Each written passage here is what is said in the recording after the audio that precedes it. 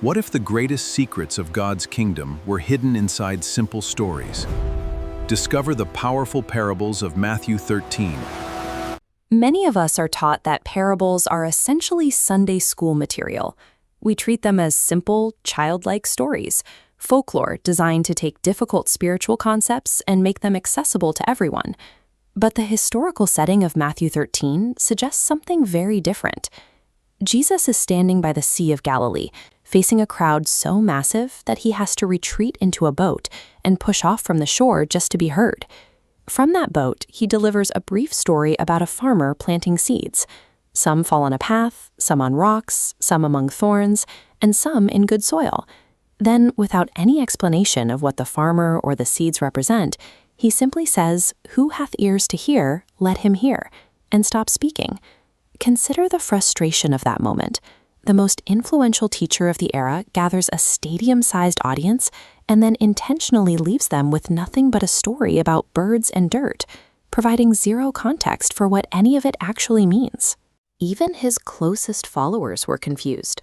Once they were away from the crowds, the disciples pulled him aside to ask why he was speaking to the public in these confusing riddles. Jesus' response is counterintuitive. He tells his disciples that he uses these stories specifically so the general crowd will not understand. The parable isn't a megaphone to amplify his message. It's an intentional filter to separate his audience. By using everyday imagery, he ensures the deeper mysteries remain out of reach for the casual observer, becoming available only to those who truly want to find them. This filter operates on a psychological level. Jesus explains that the clarity of the message depends entirely on the internal state, the heart of the listener. If the listener isn't receptive, the information simply doesn't take root. On the top path of this diagram, we see the experience of the general public. A passive listener hears about weeds growing in a wheat field, hits a dead end, and moves on. To them, it's just a story about agriculture. But the bottom path shows the inquisitive listener bypassing the barrier to find the meaning. The field is the world, the good seeds are the kingdom, and the weeds are the wicked. The parable serves as a test of intent. The story provides the external structure, but the listener's willingness to pursue the truth is what allows that structure to fall away and reveal the meaning. Once that barrier is removed, the picture that emerges is a complete breakdown of what this kingdom of heaven actually looks like. It isn't a sudden political takeover. Through the parables of the mustard seed and the leaven, Jesus describes a biological expansion.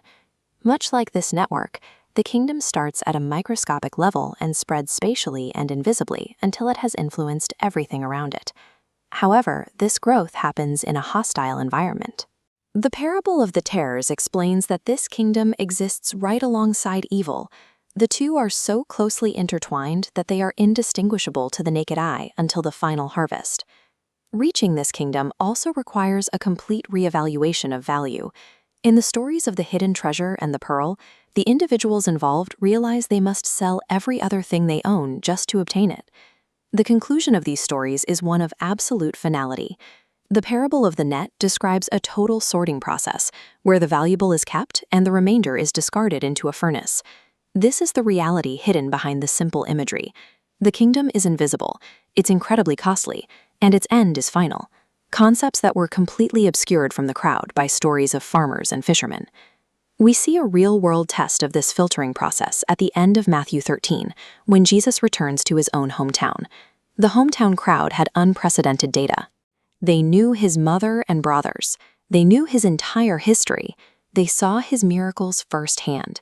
Yet, despite having all this evidence, they are offended by him. Their familiarity with the man prevents them from seeing the truth of his message, and they ultimately reject him. This chart highlights the failure. The hometown crowd has high data access, but zero receptivity. This proves the first parable's point.